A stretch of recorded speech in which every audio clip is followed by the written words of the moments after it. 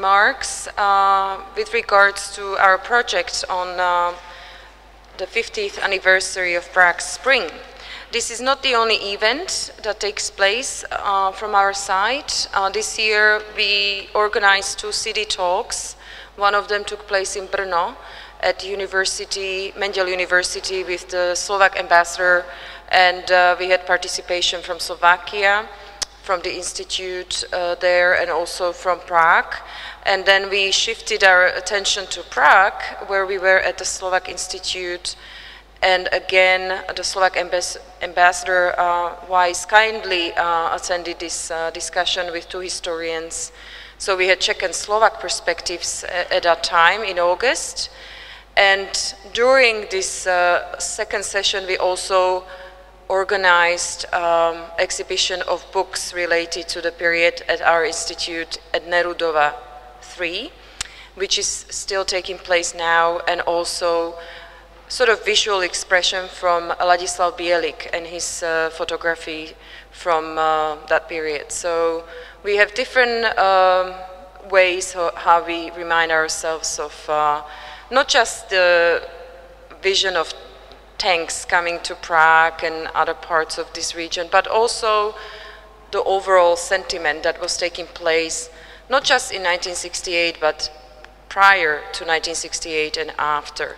So today we are very pleased that we managed to find more people, diverse views for our project to include in our program as a special session. And because Professor Joseph Siracusa, some of you were not here yesterday, came from Melbourne, he was present in Europe in 1960s. So it's more also, I guess, remarks to what he experienced back then. And he'll be the first one to make some comments to this particular occasion.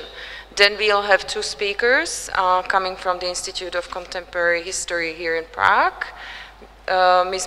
Czerná and Ms. Daniela Kolenovská.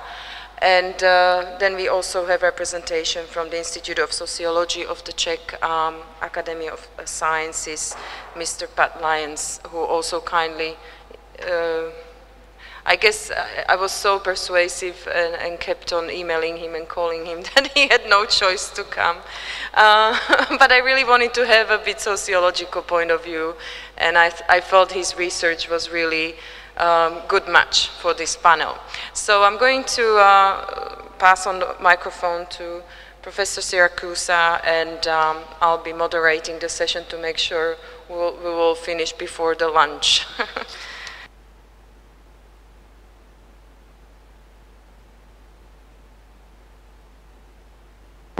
Thank you very much. It's a great pleasure to be here. Yes, I was a student at the University of Vienna between 1964 and 65, studying comparative communist systems. I was going to be America's great analyst. Interestingly, a lot of the countries I studied aren't there anymore, though the Vietnamese and the Chinese are doing pretty well. And I had the privilege to have a very much lived life. I've lived through the Cold War, and I became a scholar at a young age. And I've written about 27 books on the Cold War, but I had 2 shots at it. I actually got to see it as a spectator and write about it, and then when the Cold War was over, we got to write about it again from the perspective of having finished it, because now we know how it turned out. So, and I could imagine that in Czech history, writing about the Cold War is a very fraught kind of thing, because it's so close to your own story. When I was growing up in Chicago and in Colorado studying European diplomacy, Czechoslovakia was always very heavy on our minds, and we knew a great deal about the Czechs being abandoned at Munich, being abandoned later on by Western powers. You've always sort of been on your own and made your own way, and so I'm sure you have your own concept of what freedom is and what you have to do to get it. And so what I want to say now for the official record, I mean, that's my perspective. I want you to know that I've actually felt this place and met its people in the early 60s. And those 4 or 5 times I was here, twice I came for a European jazz festivals. And so I always wondered why Czechs had taken such great interest in American jazz. And I think it was the freedom of the notes or something like that, because it struck me as very important. Anyway, for many of us, the Cold War is a fading memory. For many of our young people, it's not a memory at all. They have no memory or even concept of the events of February 1948, the Prague Spring, the infamous Berlin Wall, or even the Velvet Revolution, I suspect. But we all have an obligation to remember and learn as agreed upon conclusions as to why events ran as they did after World War II and are likely to serve as foreign policy axioms in Washington and Moscow in decades and generations to come. It's absolutely critical that students in modern politics develop these conclusions with far more care than it has been characteristic in the pre-nuclear past. After all, the Cold War was not just a useful background for spy fiction and James Bond movies. It was a time of relentless and institutionalized tragedy, of proxy wars that destroyed lives in every continent, of barbed wire stretched across Europe's heart, of gulags and forced confessions, and of countless thousands killed while trying to escape. Above all, it was a time of fear, of showdowns in Berlin, Korea, and Cuba. Each night we knew that within minutes, perhaps through a misunderstanding, our world could come to an end. Today's leaders in major capitals throughout the world, and especially in Europe, have no greater responsibility than to ensure that the history of the Cold War and the Czech Republic's position in it does not repeat itself. I think it's, I'm one of these great believers that I do not believe that history repeats itself, but like Mark Twain, I think it rhymes a lot. And I think we are condemned to repeat ourselves over and over again if we don't learn the lessons. You know, we fought the First World War and 25 million people died. We learned nothing. The Second World War, 60 million people died. And I don't know how much we learned after that. During the Cold War, we had 11 million people technically die, probably 20 million on the side. And it was this period of intense feelings all over the world. And just one small point here. During the Cold War, Americans invested very heavily in nuclear weapons. And between 1945 and 1991, the second highest expenditure in American life was nuclear weapons and nuclear research and nuclear platforms. Americans spent more on nuclear weapons to ensure the peace of Europe in the Cold War period, only second to Social Security, which is the national safety net. And these figures come from the Brookings atomic audit in the early 1990s. So, you know, we know what the price is. Now, I'm very interested to hear today's speakers because I got a hunch that the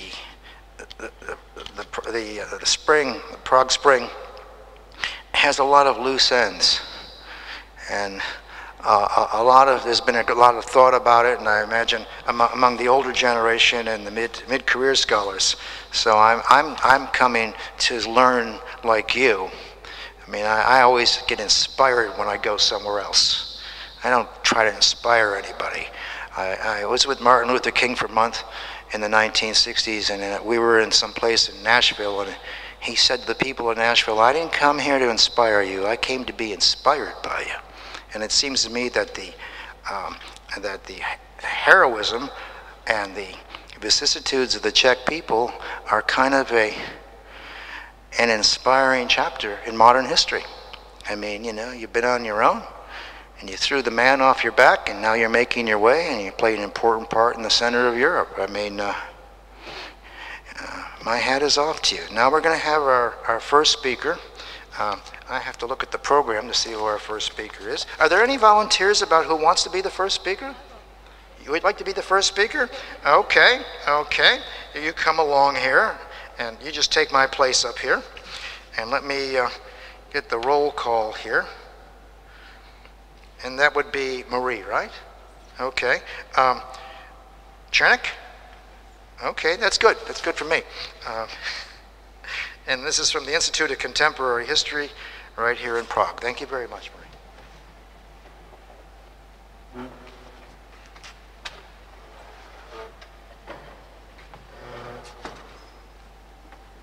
Hello, everybody. I will start with the commemoration of one event. Last month, we commemorated 50th anniversary of Warsaw Pact invasion, as we all know. But next month, we will commemorate another event, which is the Treaty on the Temporary Presence of Soviet Forces on Czechoslovak territory, which was signed in October '68. This event is not that much spectacular as invasion, but is important as well. The treaty was, it's evident that the signing the treaty was far from being a political victory. It legalized the Soviet army presence on the territory, and it postponed indefinitely its withdrawal, and as we know, the withdrawal took place only after the fall of communism. Nevertheless, Czechoslovak politicians did their best to stress the positive sides of signing the treaty. And what they stressed especially was the fact that Soviet army will not interfere in Czechoslovak internal affairs.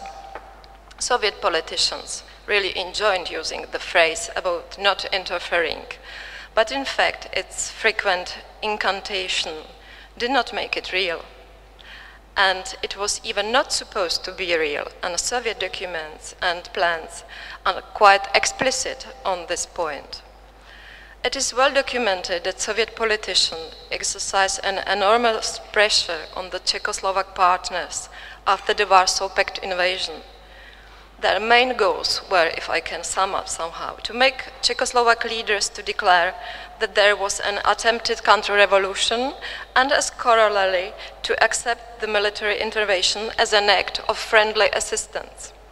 They emphasized necessity of purges and cleansing of every political and social strata, and they insisted on re-establishment on friendly relations between Soviet Union and Czechoslovakia.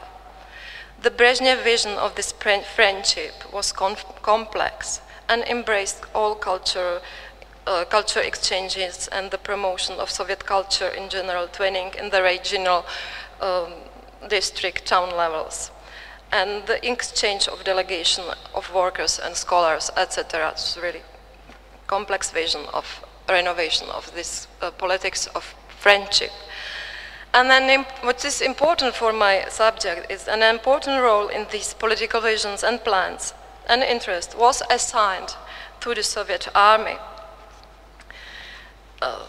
Their deployment in about 33 garrisons around the country was strategic and could be used for political purposes. This is the map of Czechoslovakia, and you see the dislocation of Soviet garrisons at the time. As early in September 4, '68, the chief of the main political dictatorate, General Alexei Epyshev, was proposing ways for the Soviet army to contribute to the normalization of political life in Czechoslovakia. In his vision, Soviet troops and their political bodies were to be used to help to stabilize the political situation, to support the so-called healthy forces, which were mostly conservative communists opposing the reform movement, on one hand, and to suppress any anti-Soviet displays on the other. There were a lot of anti-Soviet displays in the times. The Soviet army officers were urged to renew and strengthen friendship and cooperation with Czechoslovak citizens and soldiers, to buttress friendly contacts with state, party and army organizations and bodies, with industrial and agricultural enterprises, and with schools, etc. And these activities were to be accompanied by traditional propagandist work, including lectures, film projection, distribution of newspapers and Soviet materials. Especially the importance of personal face-to-face contacts was stressed that should make propaganda more efficient, like speeches and discussion explaining the political events from the Soviet point of view, and they were supposed to utilize Soviet fight against fascism, Soviet veterans and finding friendship of Czechoslovak army and Soviet army for this propaganda. Of course, these are just plans, and reality is not the same. So my question is how this political mission of Soviet army in Czechoslovakia was fulfilled during the early years of their dislocation, especially on the local level. That's what I'm interested in. In a quiet, and if I can be simplistic somehow, I could identify two main operation modes of Soviet army officers. One is overt and publicly promoted Soviet propaganda. It is well documented, for example, in local press since, let's say, autumn '69. By this time, Soviet army officers start to be welcomed in many institutions like industrial and agricultural enterprises and schools, where they have discussions with people. I can show some examples. This is Soviet army in school. This is some kind of joint venture. These are children visiting Soviet garrison in '70. They take part in official ceremonies where they have speeches, they invite delegation, etc. The script of this meeting is carefully prepared, and it blends political lecture, where Soviet vision is promoted, but also emotion and fun. Here you can see music band and some entertainment. Music and dance, chatting, drinking, eating, and are often integrated in these meetings. That is why an important role is also assigned to mutual cultural, social, and sport event. This is an important object of this propaganda, which is the main ensemble of Soviet army forces on territory. It was built in the manner of Alexandrov troop. To sum it up, Soviet army is indeed used as a tool of Brezhnev policy of friendship and twinning. That might seem absurd given the fact that it was the very military invasion that badly damaged friendly relations, but it's so. But this period of conspicuous propaganda promoting Soviet army as eternal and helping friend was preceded by a less visible political work. It is obvious that Czechoslovak society was not ready for mass-scale contacts with Soviet army since the very beginning, as Soviet soldiers were perceived in majority as occupiers. Demands of the Soviet officers for twinning often met with reluctance, and they had little chance to be received officially by institutions and political bodies. So what they did, they allied unofficially and sometimes even secretly with individuals and individual factions that were willing to collaborate with them and to push their political agenda. We have very little materials from Soviet side about this activity, but it is possible to track activity of those who collaborated with the Soviet army. And what we see is a political mobilization of certain individuals and groups. They visited Soviet military quarters, distributed propagandist materials issued by Soviet army, discussed politics with Soviet officers, and especially gathered intelligence concerning local political situation and concerning individual functionaries. As some Soviet documents reveal, Soviet officers had, in some cases, very detailed insight into the functioning of local political bodies. And what is important that together with the informers, they evaluated local functionaries and sorted those who should be excluded from the public life and who should be supported. Soviet army thus from the beginning enrolled to local networks and helped to link together various opponents of previous democratization. They supported each other, and altogether they supported Soviet interests and backed normalization from below. Members of these networks represented the first audience for Soviet army, as they often organized covered meetings. These non-public sessions produced a lot of controversies during 68 and 69, but certainly helped to strengthen networks of Soviet Army allies and mobilize their activity. This activity consisted mainly in performing constant pressure on local bodies. They attacked specific local functionaries, they denounced certain behavior and attitudes and anti-Soviet and anti-socialist. They wrote open letters to the higher level of Communist Party.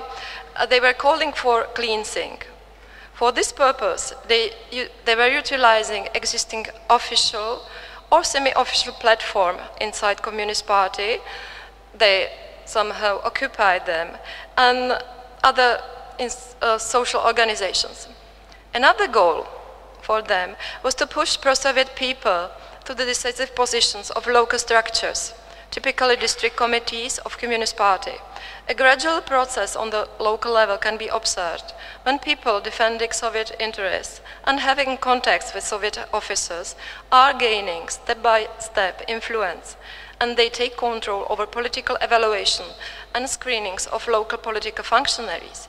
These screenings are going on since May or in June 69 as a consequence of both central changes on the central level, which means Husak replaced Dubček, and local pressure of certain individuals, among them these pro-Soviet allies, these Soviet allies.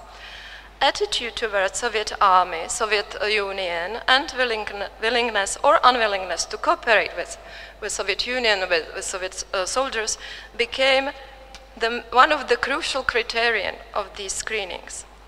In general, by the end of 69, the main party and state local bodies, such as district and town party committee or national committee, are cleansed of hesitant functionaries, and the door is open for the cooperation with Soviet Army and for the overt propaganda of Soviet Army, as we have seen in the beginning.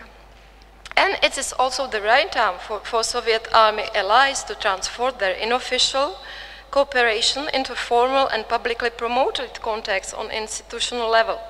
This was in fact another important task of local Soviet supporters, to introduce Soviet soldiers to institutions where they could find audience. Maybe I should finish now, or do I have 2 minutes? Of course you do. Yes? So I can give you an example of this cooperation, which is this is quite illustrative, and I like this. It's an example from Šumperk and Jeseník, which is northeastern part of Moravia, or northern part of Moravia. There are two teachers. They are both school teachers. They both collaborated since the very beginning with the Soviet Army that were located in this area. They helped them, for example, in networking and organizing various semi-covered events, such as twinning evenings, anniversary of liberation in May 69, etc. They both were active in normalization process and in mass media propaganda, and they both get promoted by this process. They both are nominated to district party bodies by the autumn of 69, and one of them became later school inspector, while the other director of the school. They are both involved in political screening of local teachers. Since autumn 69, they start to utilize this social and political capital, and they hand over the children from their school to training with Soviet Army soldiers. In fact, this was this picture. Yeah. So this woman or this school is the first in the district who invites Soviet soldiers to the school and let them discuss with teachers and children. And these contacts among school children and Soviet soldiers become later regular. And the other, which is this one, the other helps to organize joint concert of Soviet soldiers and school children at the occasion of October Revolution anniversary. This concert becomes, among other, as one of the organizers said, a first test of parents' attitudes, as they had to give children permission to participate. And as you see, the test was successful. A lot of children are participating in this session. What is important that both events are promoted in local and even national press and serve as a good example for others. And I'm going to a conclusion. Soviet soldiers were used as a tool of Soviet policy of friendship. Various displays of official twinning among Soviet soldiers and Czechoslovak society were not accidental, but were carefully planned by Soviet ideologues and centrally coordinated to meet propagandist purposes. Soviet army officers did actively interfere into local political events, mainly via their Czechoslovak allies, who played a crucial role in the early process of so-called normalization. Thank you for your attention.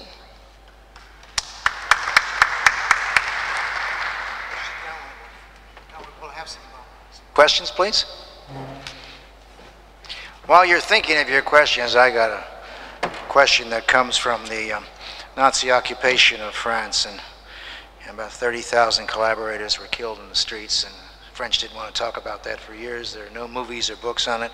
Was there in the Soviet army a prohibition against fraternization with Czechoslovakian women? Fraternization.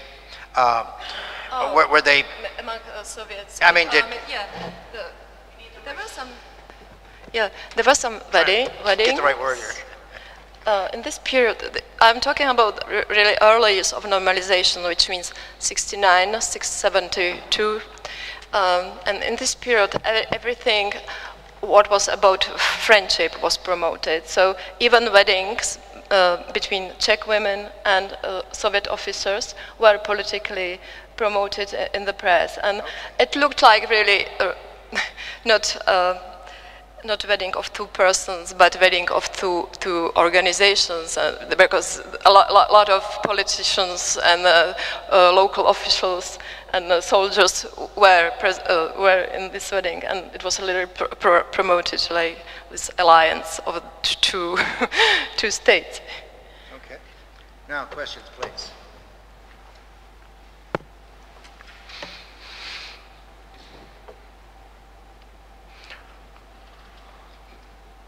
Or you can hang fire and ask the questions at the end.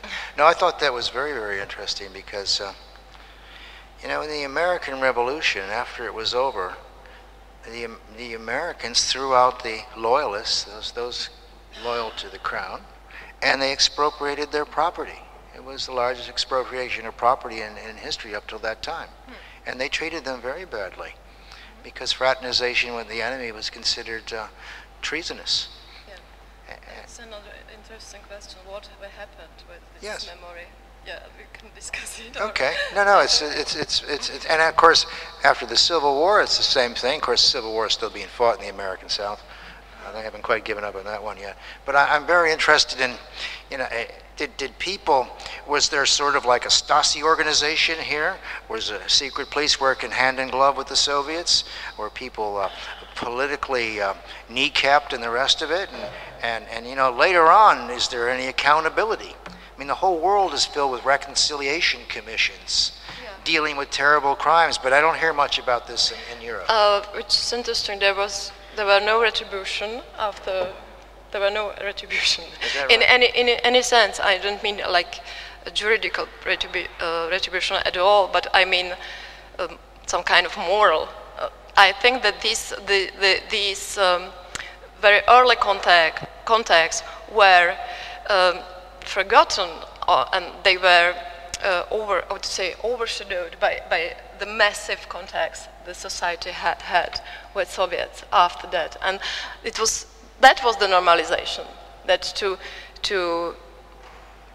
become friend or to have friendly relationship with Soviet army was normal in the 70s, and then even it changed because the policy of the Soviet policy changed So it was very important in the beginning to restore this training, and then they withdraw, the soldier withdraw, and then we can see much more their wives or their children, but not that much the soldier as themselves. So you have different wave, and another wave is coming, and somehow dissolve what was before, and it's quite difficult to dig in this first time. Okay, this, that's very interesting. Yeah. When these kinds of traumas hit societies, they sometimes get even very quickly, or in the case of others, they engage in collective amnesia for a while. They become numb, nothing's written about it, nothing, you don't see anything in the cinema, and everybody forgets it and it's repressed. We got a question there. Yes, ma'am. Hello, thank you very much for your speech. I learned a lot, and I wanted to ask you two questions. Out of my ignorance, I'm not from the Czech Republic, I'm from Spain.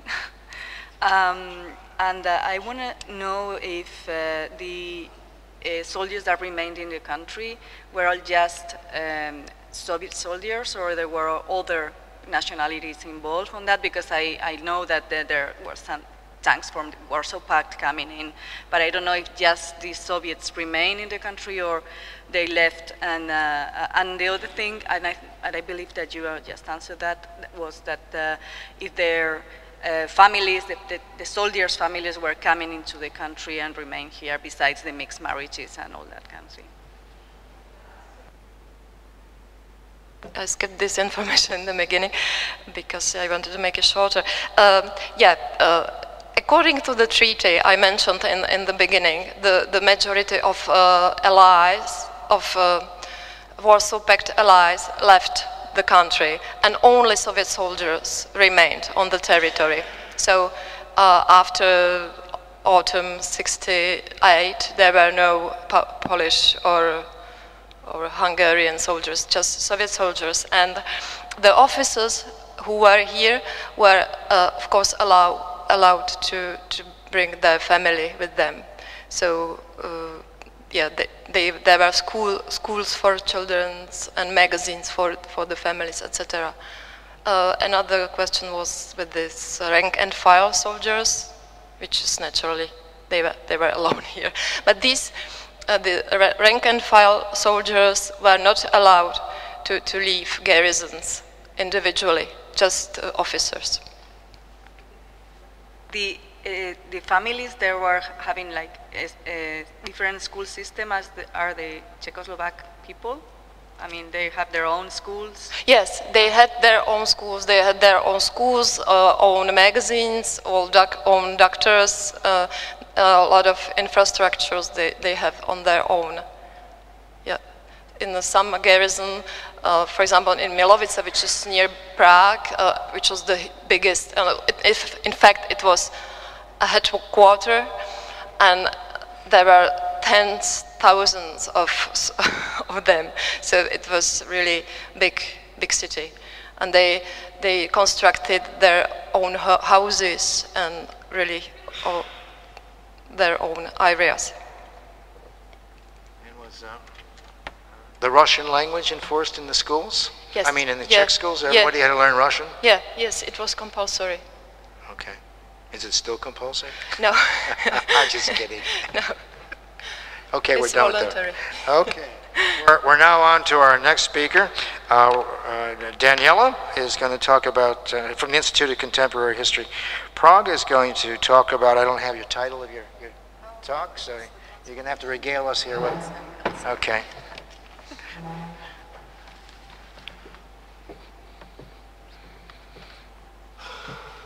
So, hello everybody, my title is Transformation of Russian Interpretation of Czechoslovak Socialism with Human Face, and I focus on the interpretation starting from the 1990s until the very last years. The last book which came out about Czechoslovak history was published in 2016, so this is where I principally but of course today's anniversary or this year's anniversary brings new publications which are important in what we can say or we can call the politics of memory in Russia. So the 1968 became one of the key commemorative events of independent Czechoslovakia or the Czech Republic, and both presidents of the new Russia understood the necessity to reconcile the two societies. Visiting Czech Republic in 1993, Boris Yeltsin put flowers on a place where one of the first Czechoslovak victims had been killed. On this occasion, he declared the invasion to be an attack against sovereignty and independence of Czechoslovakia, and Vladimir Putin, when in Prague in 2006, supported Yeltsin's declaration. So it was important for the highest levels of Russian politics to show some solidarity with the victims of the Prague Spring and the invasion. This was possible. I'm sorry. This was possible thanks to the growing economic pragmatism, let's say, in mutual relations, but also thanks to the results of historical research. Let me explain briefly what exactly changed in Russian understanding of our common history during the 1990s. First, serious scientific attempts in Russia challenged previous ideologically prefabricated conceptions of the development of 1968. The focus shifted from economic history to political and cultural history, and an important role in this change was played by the declassification of previously unknown documents both in the Soviet Union or Russia and Czech Republic or Slovak Republic. The historians worked with both archives on both sides. The memoirs of Soviet politicians, including Mr. Gorbachev, shaped the new general attitude of Russian historians, while interviews with the invading army soldiers or commanders were used to describe the direct action technically. They were not used to explain the situation or the reasons for the invasion. Two main approaches to assessing the events were formed. The first emphasized the wasted opportunity of renaissance of socialism, while it still had the potential to develop. And the second approach argued that the search for a democratic alternative to socialism was a blind alley and that there was no possibility to restore or to reform socialism. However, it is important to note that proponents of each approach agreed that the intervention marked the end of traditional Czech Russophilia and the popularity of socialism in the country. They believed it plunged Czech society into long-term passivity, and thus they evaluated the act to be harming to the Czechoslovak society. The originally established stereotypes of Soviet historiography about post-war Czechoslovakia changed. To sum up these stereotypes, the Soviet historians presented Czechoslovakia as traditionally Russophile Slav state, a culturally and industrially developed society with bourgeois democratic traditions, a country which had been restored after the Second World War thanks to liberation by the Soviet army. After the 1990s research, the stereotype changed, and the Russian historians were speaking about a Czechoslovak society or Czechoslovak state as the society which suffers by Munich syndrome or the syndrome of the 1968.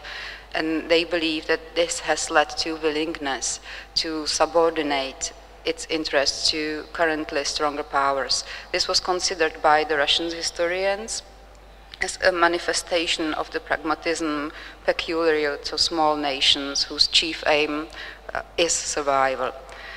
To name just the most important persons, I must mention Rudolf Germanovich Pichoja and Mikhail Latish, who unfortunately today do not find any followers in Russian historiography. It is important to mention that in 2008 there was a very important conference in the Institute of Slavic Studies of the Russian Academy of Sciences, which was by that time the key institution for our topic. And the Institute hosted a conference under the name Prague Spring 1968 and Evolution of Public Moods in the USSR, Central European and Southeast European states. More than 30 Russian leading specialists on Eastern Europe took part in it, and the dominating opinion on the Prague Spring among the conference participants explained it as the late Czechoslovak thought, an attempt of Czechoslovak reformists to replace the totalitarian Stalin's type of socialism with more moderate regime, some kind of socialism with so-called human phase. The 1968 invasion of Czechoslovakia was understood by the participants of the conference to be the edge of European socialism, and Memorial, the NGO, the Russian famous NGO, recorded more than 100 Russian protesters against Soviet policy in Czechoslovakia. Many of the conference papers concentrated on the position of Moscow and its decision-making process. Related Soviet public moods were described as a part of process forming international opposition and internal opposition against Brezhnev's anti-reform politics. The research on systematic internal propaganda to discredit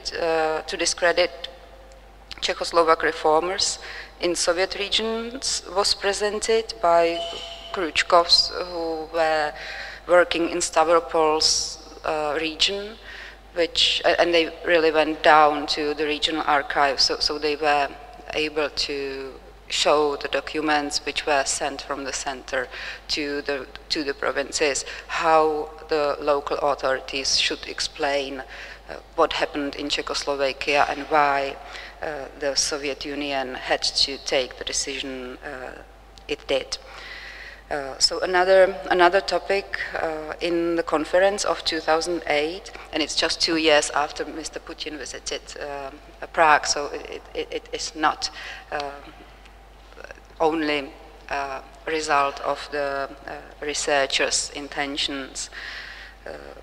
So another topic was discussed by distinguished professor Igor Orlik, and he proved that while European states started to develop contacts with Czechoslovak reformists after April 1968, the United States respected the Soviet sphere of influence, reacted very passively, both to the reforms and invasions, and inspired its European allies not to leave declarative disagreement with the invasion either. So his point of view was very different from what we hear now, but I'll speak about it later. The conference and published conference proceedings may be understood as a very important milestone. Unfortunately, the results of the research presented there did not reach Russian public. To be sincere, it's not surprising. It's been 50 years already, and not every historical research falls down on the grounds. But the Sociological Service report decreasing level of interest in the matter among population of Russia and also in the Czech Republic, so, which I think you'll be talking about, so I won't mention that.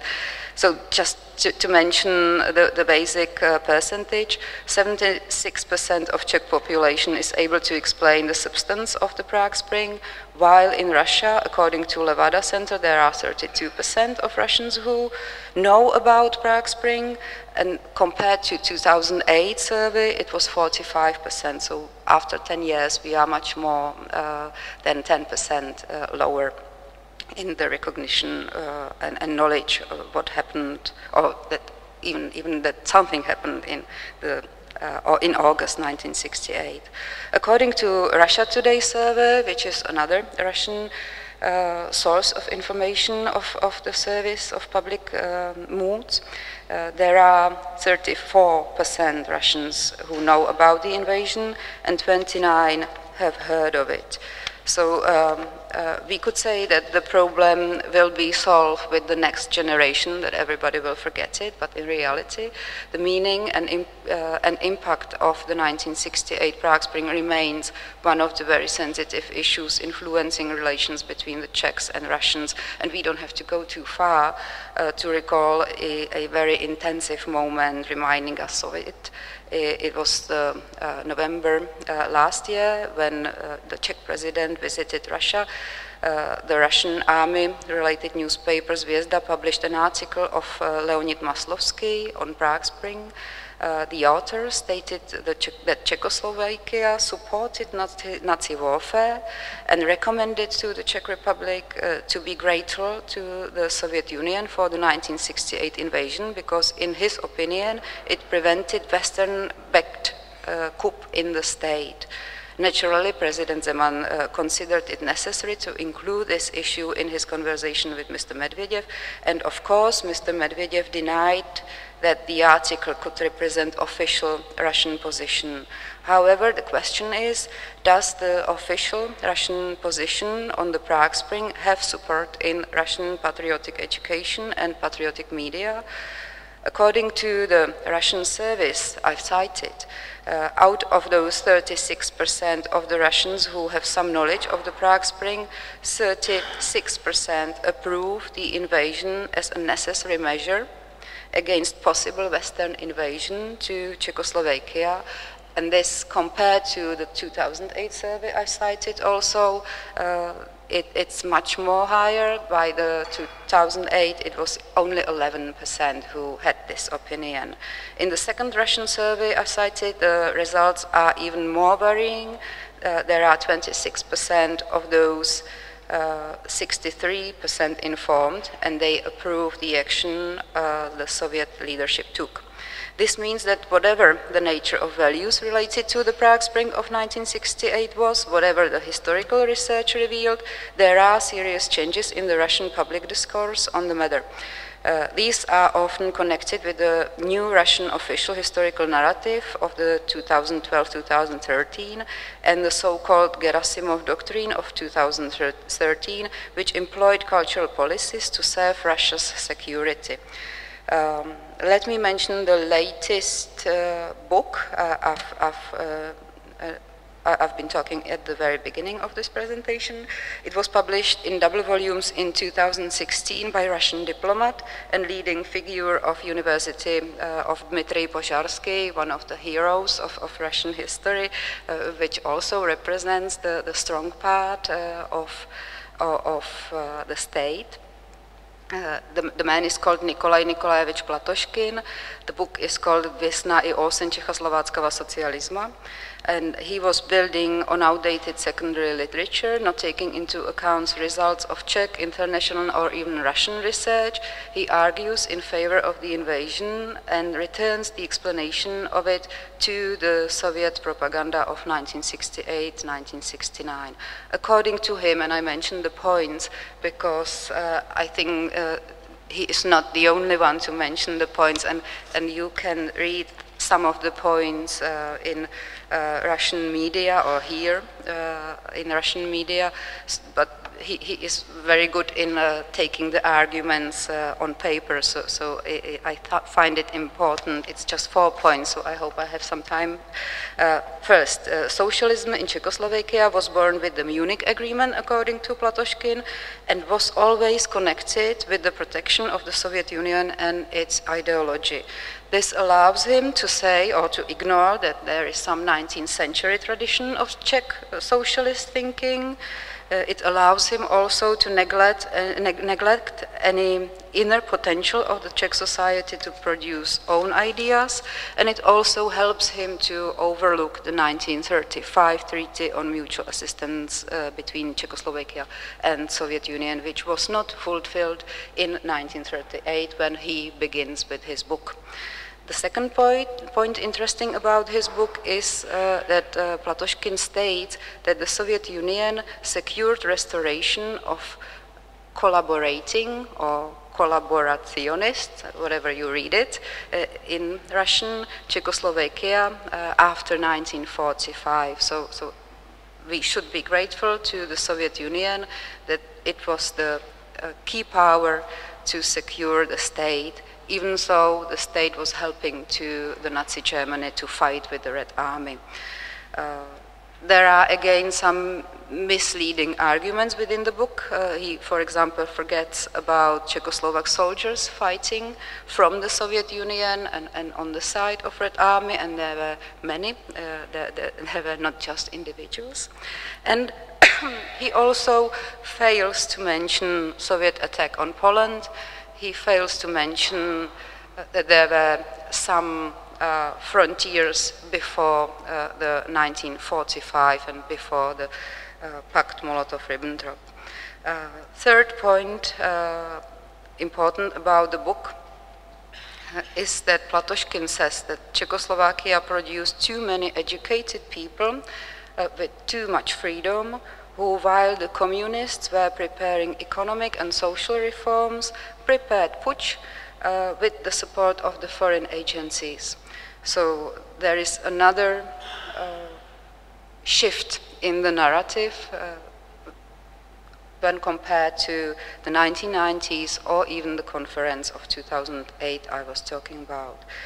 Fourth point, he is able with his argument to deny possibility of liberal contribution to the development of communism, and at the same time he is able to present that the Soviet society was satisfied with Brezhnev anti-reform policy,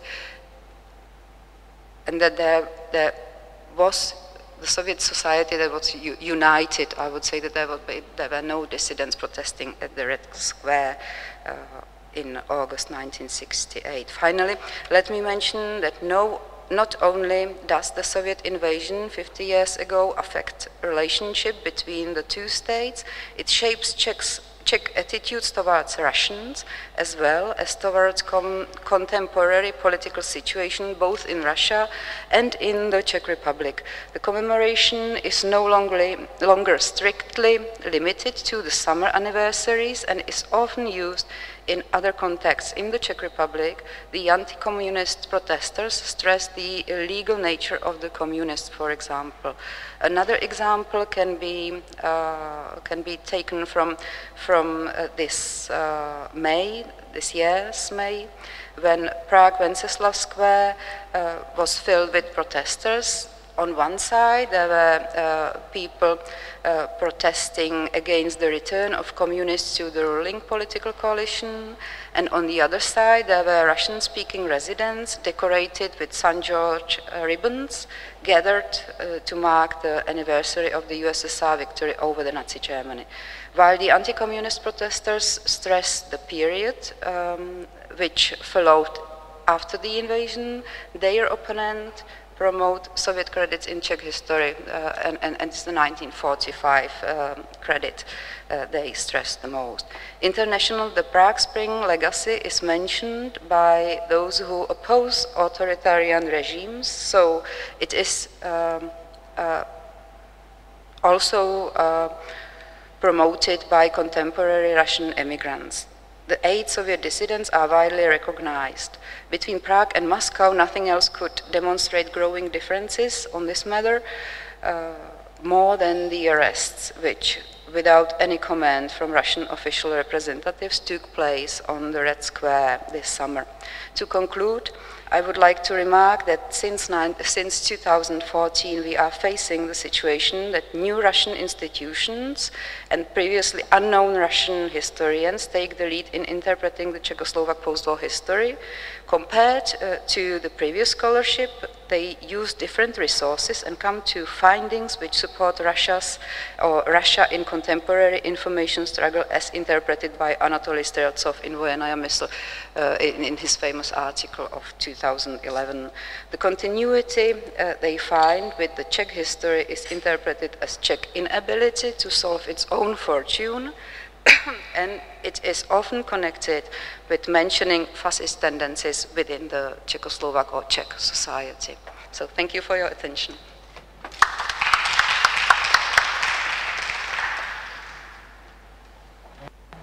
Okay, are there any questions? I'm very impressed. We have a brilliant reconstruction of what happened, and then we have a brilliant discussion of the historiography of happened, and now we have a sociologist who's going to tell us, give us his take. But are there any questions about the historiography of the Prague Spring? 1968 was a very important year for America. We had 125 cities were burning. People were being assassinated, public order had collapsed, and the war in Vietnam had gone sour. But at about the same time, we had recognized nuclear parity with the Soviet Union, and so everyone was pretty sure America was not going to embark on any further adventures or to move outside its own comfort zone. So 1968 is a very bad year to look for American assistance because we were struggling in every other place. I felt quite lucky to be at university in 1968. When I heard about the spring, the Prague Spring, I heard about it on the campus of the University of Colorado. And of course, we all, when events like this take place in our life, whether it's a president is assassinated or a country is invaded, we all experience what the psychologists call hypermnesia. That's a total recall of where you were at the time and what had happened. It's an amazing ability to have this recall. And most of my life I try to forget some things that were quite unpleasant, but you can't escape it. You know, it just stays with you. Okay, are there any questions for the historiographical? Okay, where? Yes, I'm sorry. There you go. Yes, I wanted to ask because you were saying that at first the Russian government said was like siding with the more Czech version of the Prague Spring, that they were actually going to, well, that Putin also like said his condolences about the victims, and that now, at least with 2014 authors, like the kind of what the scholars are finding out now, that it has changed, that it goes more to Czech inability. And I wanted to know, do you think it has somehow also something to do with like Russian high officials changing also their discourse? If they are influencing this like new kind of track in scholarship? Well, there is a whole program of patriotic education in Russia. Basically, they are motivating teachers to support Russian society, to be proud about Russia. So this is the general instruction which comes. There are some schedules for the school curriculum, and I think that it's not it's not unexpectable in the situation that the young people do not know what was August 1968. But openly, there is no declaration of going away from the declaration of 1993.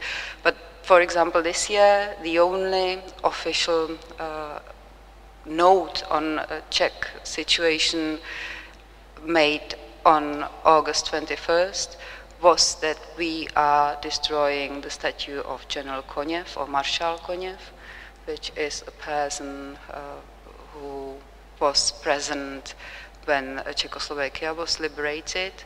And his statue is very much connected with what Maria was explaining to you. His statue was built in 1970s during the normalization on a place where another statue used to stay.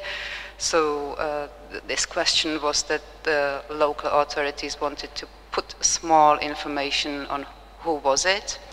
And this takes, I think, already a year or 1.5 years debating whether they can put the small notice on it or not, because the Russian authorities do protest, as we would be destroying the Russian part of in the Second World War. So there was no notice, no commemoration in Russia, in Russian official places, and there was this protest of former dissidents, and they were again arrested. Nobody commented. So I would say that the top leaders of contemporary Russia stay ahead, and they leave the state historians to promote the vision, because the man I've cited, Mr. Platoshkin, he's not a historian. You would find 10 years ago he worked as a diplomat.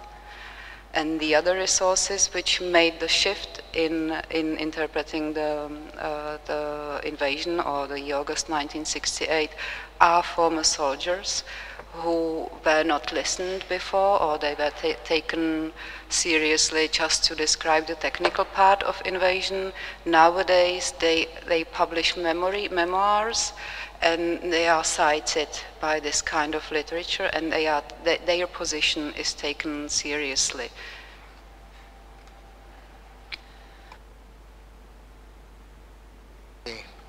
The patriotic approach to teaching history, I mean, just briefly, does it admit the Katyn massacres or that kind of thing? I mean, as once a leader, such as Yeltsin, of course, provided material to the Polish people at one stage, and are they just refreshing Russian history, or are they doing it for a particular purpose? Well, it was the action of Mr. Putin. It was his, I think, end of his first presidency when he introduced this, or helped the program to be introduced, and it seemed natural because they just listened all the time, all the 1990s. They listened to how much terror they've done all around the world. So the society needed some positive explanation of its existence. So somehow it was natural that, that the shift came. There are not given themes within the Patriotic program. There are given, I would say, interpretations. There are time to time there are some stories of historians who write some instruction, then they are opposed from the side of serious historians. So it is very, it's not clear, so that you could say that there is some strict interpretation. They had this commission on falsificating history, which took part in the first Patriotic program, but they renew it already, I think in 2012, there is new, but it's easy to find it also. I don't have it now, like prepared to explain. I find all that very interesting because a lot of American history has a great deal of violence, and revisionism, which comes up every generation, reminds everybody else what Americans did to the local Indians and My Lai and things in Vietnam, et cetera, et cetera. So if I just can comment, it is connected very much with the restoration of Stalin as the modernizer of Russia. They present him more as a person who modernized Russia and made it the great power, while before that there were terror of Stalin and his victims shown. So this is one part of the new narrative. And of course, I've mentioned Brezhnev.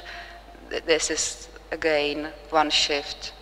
Before, Mr. Gorbachev and Khrushchev were evaluated very well for their attempt to reform the state, while nowadays Mr. Brezhnev comes to the light more than they do, and they are criticized. Now we're going to have our third panelist, Pat Lyons, Institute of Sociology in the Czech Academy of Sciences. So in my brief discussion, he has a very distinctive Irish accent, so don't let his current address fool you.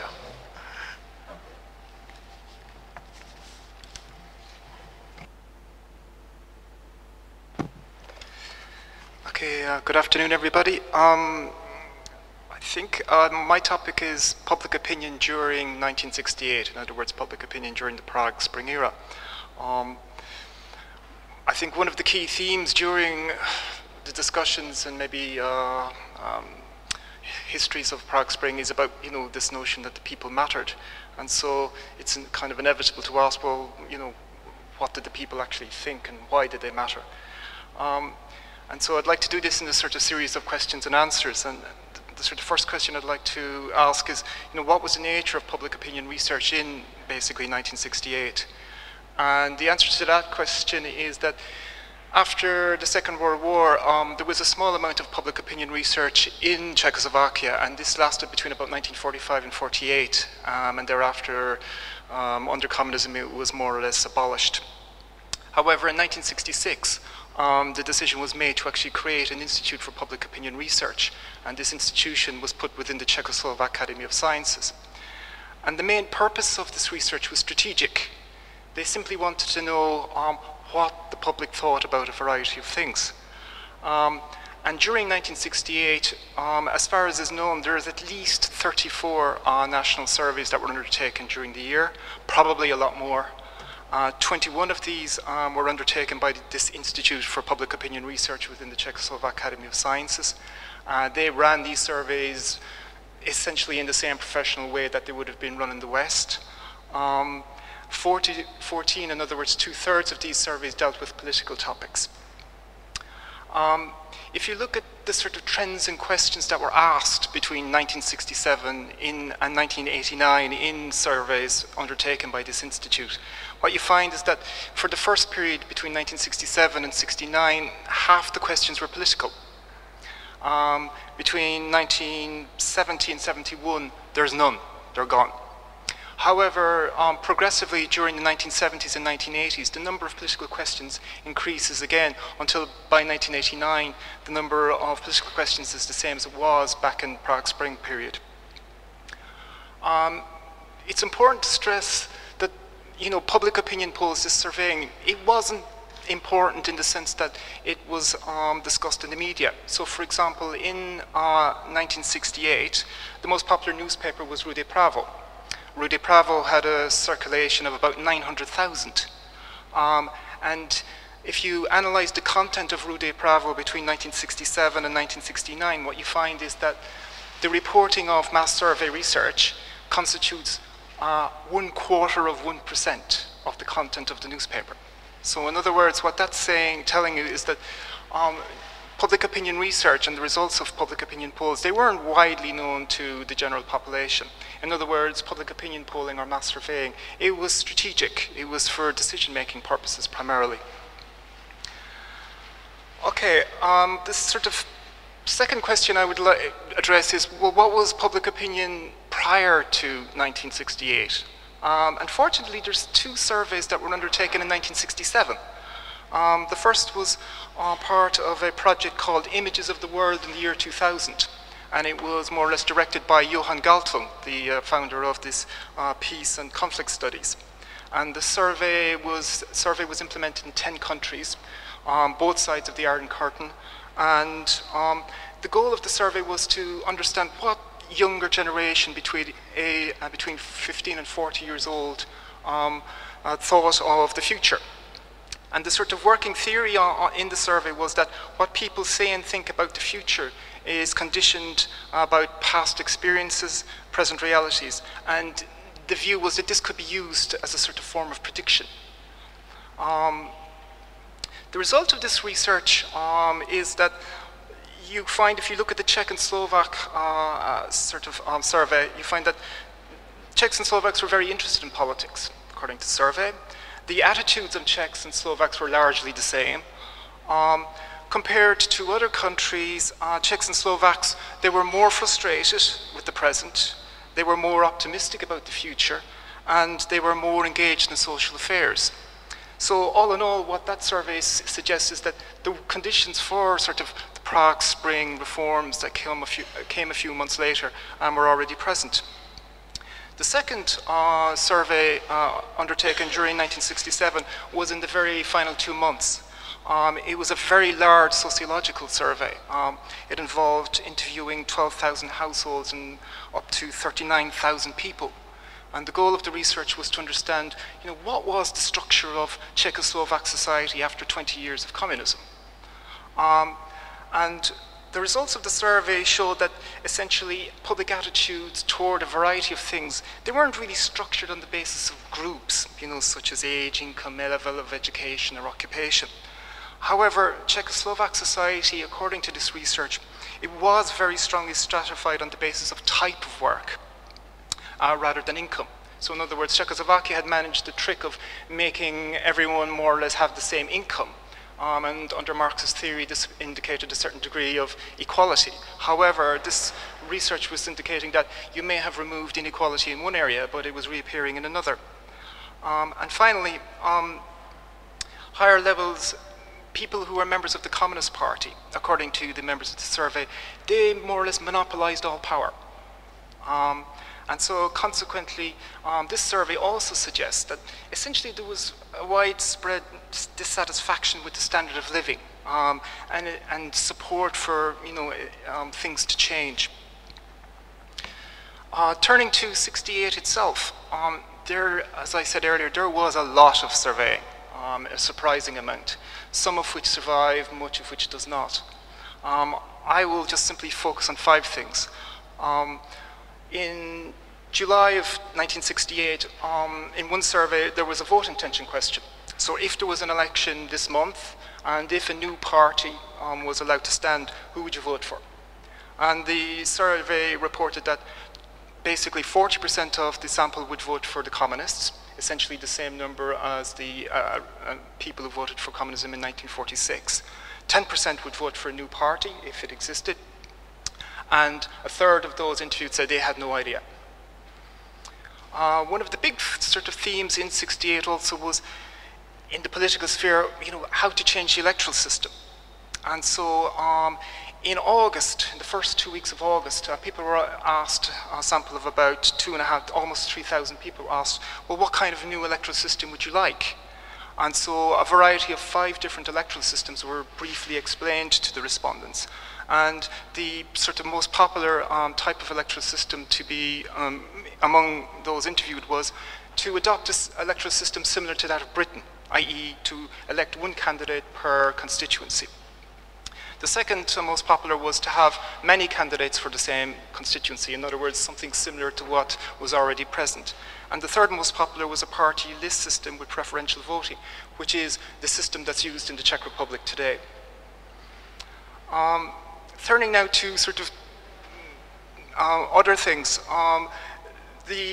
in this same survey, basically 3 weeks or 2 to 3 weeks before the invasion, people were asked, you know, which institution is the greatest guarantee of democracy? And the answer was communists, National Front, multi-party elections, and finally public opinion. And then they were also asked, you know, well, who do you think, what is the greatest threat to democracy, to Czechoslovakia?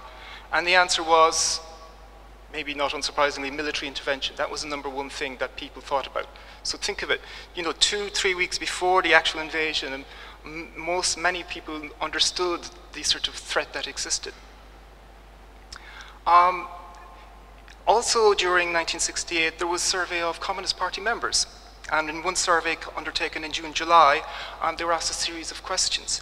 And a majority of those, you know, interviewed, they said that it was not in the Communist Party's interest to give up direct management of the state and economic enterprises. However, they did understand that this was happening, and this would allow other parties to more or less have some control over decision making. And they felt that this was very dangerous. So, if taken together, what does the sort of public opinion research in 1968 itself tell us? Well, it tells us that 1, there was no single opinion toward reform in Czechoslovakia in 1968. Number 2, the opinions that were expressed, they were often inconsistent. There was support for both the status quo, and there was also support for change. The trends in popular support for, say, the main leaders like Alexander Dubček and Ludvík Svoboda shows dramatic changes, which indicates that people were actually paying attention to what was being said in the media.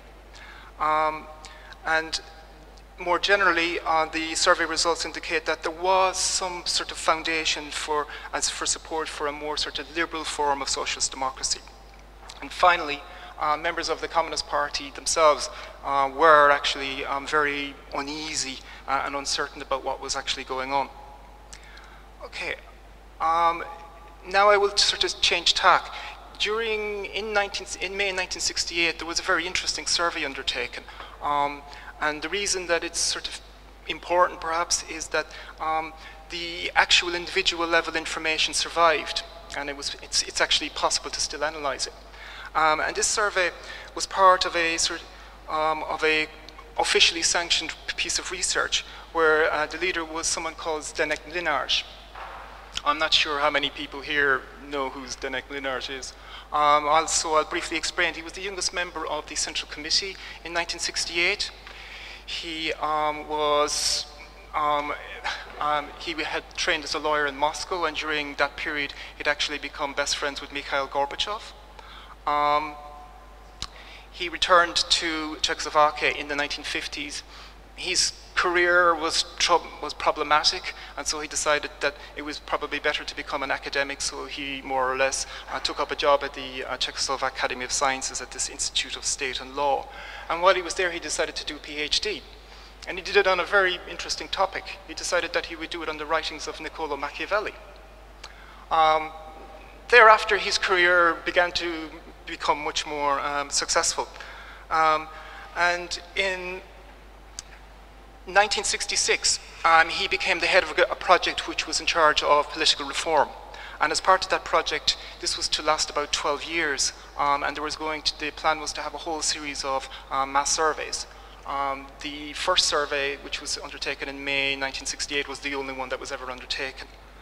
And this survey is interesting because it looked at two main things. It looked at basically public attitudes to democratic principles, 5 in particular: pluralism, liberalism, competitiveness, tolerance of minority rights, equality.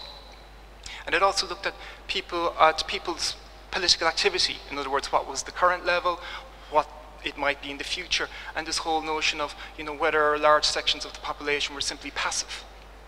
And this survey is interesting for two reasons. One is that it allows to check or to compare Czechs and Slovaks. In other words, is it really true that Slovaks were very different in their political attitudes to Czechs? And secondly, on my sort of initiative, I undertook the same survey in 2008, so it was possible to compare Czech political attitudes in 1968 and in 2008. In other words, to see whether political attitudes under communism and under liberal democracy are the same or different. And these sort of two main findings are, one, Czechs and Slovaks' political attitudes in general are the same. They were not particularly different. If you leave this issue of federalization and other things to one side, the attitudes are the same. And secondly, the structure of political attitudes in the Czech Republic on the basis of this particular set of questions, about 20 between 1968 and 2008, is essentially the same. So in other words, what that means is that the political attitudes of citizens are not completely shaped by regime type. And then Czech political attitudes, they have a very sort of maybe long history. In other words, they tend to be quite stable. And in other words, the political attitudes measured in 68 and 2008 may actually have their origins in the First Republic and maybe even earlier. We don't know. And finally, Czech citizens in May 2008 were generally speaking no more democratic than the citizens in 1968. Now finally, I'd like to just look briefly at, what's the legacy of Prague Spring era in terms of public opinion? And the answer is that Prague Spring doesn't have a very strong importance in Czech public opinion. There's been a series of questions asked since 1946 about what is the greatest period in Czechoslovak history. And if you take the results from 1969 onwards, you find that Prague Spring rarely figures as being important. And some questions that I myself commissioned examined, like, did people think that, do Czechs think that the Velvet Revolution was a direct result of Prague Spring? And basically 3 in 5, the majority said no. And 1 in 5 of those interviewed said they had no idea. So in other words, there is a lot of uncertainty as well. And then looking more kind of carefully at, some kind of what is the nature of Prague Spring, or how do the general population understand it? So I asked questions such as, what was the main goal of the Prague Spring? And 40% of those interviewed said revolution. However, half of those interviewed had no real strong opinion. When the respondents were asked, what was the Prague Spring? The answer was, 1/3 said it was a broad political movement. A fifth said it had something to do with the Communist Party. And again, half of those interviewed didn't really have strong opinions. And finally, when asked what was the main motivation for Prague Spring, 40% said that it was oriented toward a change in daily life that went beyond the Communist Party and socialism. And again, more than half of those interviewed didn't have particularly strong opinions. If you look at sort of basic questions about level of knowledge of Prague Spring, in other words, things like, did the Prague Spring come before or after Charter 77? And basically 40% of people know that this is a false statement. In other words, Prague Spring came before Charter 77. But 40% also said they had no idea. So what you get in the end is that public opinion toward Prague Spring is very, it's very divided, and it's also very uncertain. Earlier this year, there was two surveys undertaken in both Czech Republic and Slovakia, which more or less brings things up to date. And the questions asked were relating to historical events during the 20th century in Czechoslovakia. And there were 19 options. And with regard to Prague Spring 1968, in the Czech Republic, 47% said it was a positive thing. In Slovakia, 30%. And this was ranked 6 and 7 out of 19 different events in the 20th century. And with regard to sort of negative events in Czechoslovak history in the 20th century, the number one was the Warsaw Pact invasion. And this was 76% of Czechs said this was the case, and for Slovaks it was 61%. So what you are seeing in the Czech and Slovak situation is that the opinions are beginning to diverge quite significantly on the basis of sort of differences in nation, I suppose.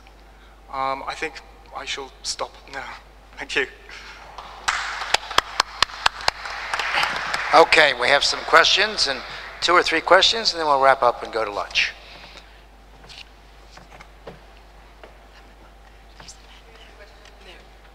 Oh, I'm sorry. No, you're behind this machine here. I can't see anything here. Go ahead. Go ahead. Please. Hi, Mike Longstaff from the British Embassy. I'd just like to pick up really on what Pat finished with there, which was the linkage from the Velvet Revolution into the Prague Spring. And I'll come back to that. Part of me, as a military man, understands why I think the Soviets did what they did in '68 in terms of the threat, as they would perceive, looking from a Moscow perspective, the threat of Western military intervention. What I'd then like to move on to, really, is the success of the Soviet normalization project, and why that success was so complete, I would view it. And certainly from what Daniela was saying in terms of small nations' chief aim is survival, and therefore society appeared to be very compliant. So my question then is really, when we move back to the Velvet Revolution, was anything still alive of Ducek's project of liberalization? Was there anything there at all, or was this just a function? We talk about the Velvet Revolution, actually it happened. Was this just a function of what was happening in the rest of the world, and therefore the Czech Republic moved with it? Or was there something bubbling within, outside of sort of the academic Havel world?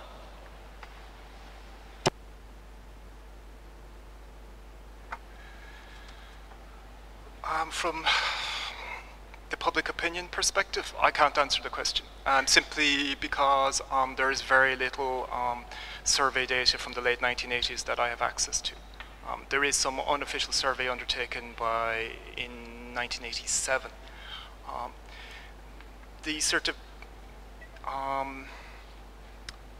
what I understand from what evidence is available is that by 1989, this sort of the ideas of Prague Spring, they weren't more or less so popular anymore. I think for many people they had moved on. So in other words, when I talked about this Zdeněk Mlynář, he returns to Prague in 1990. There is an attempt to sort of more or less resurrect the Prague Spring policy agenda. I think even Dubček himself, beside Havel, discussed this or mentioned this idea. And very quickly, the general population said, we're not interested in that anymore, we've moved on. So in other words, this notion of a third way between, say, socialism and capitalism by having sort of elements of both and formalized under this sort of Prague Spring type framework simply wasn't a kind of political option in 1990. And so consequently, politicians who stood for election on the basis of that platform, they were singularly unsuccessful. Mlynář himself returned to University of Innsbruck and continued his sort of academic career. And the other economists like Otto Schick and others, they were also singularly unsuccessful. Essentially, the agenda of Prague Spring had died. Not necessarily all the ideas, but describing it in terms of socialism with a human face, that particular aspect, I think, was finished. May I answer it from the perspective of a historian? Dubček is a person who was educated, who grew up in the Soviet Union. He was a Soviet person, I would say.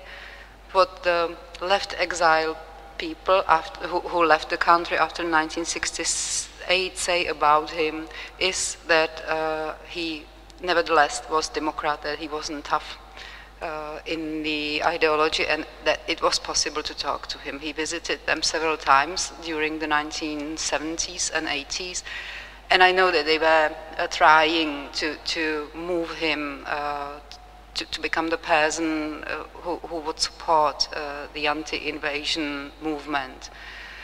And he never did. He never wanted to have such a position because he wanted to stay in Czechoslovakia, and he didn't want to get in danger that they won't allow him, like it happened in several cases of the dissidents.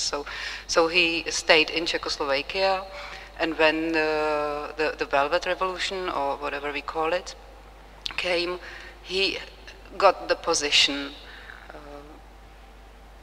What we know about his intention is that he wanted the position, but there was no program behind it. So that's on my comment on Mr. Dubček, and I can return to my presentation that this is also a gap in Russian commemoration of the Prague Spring. They don't take Mr. Dubček as their person. They take him as somebody who would endanger the Soviet intentions. So Mr. Dubček definitely deserves further research.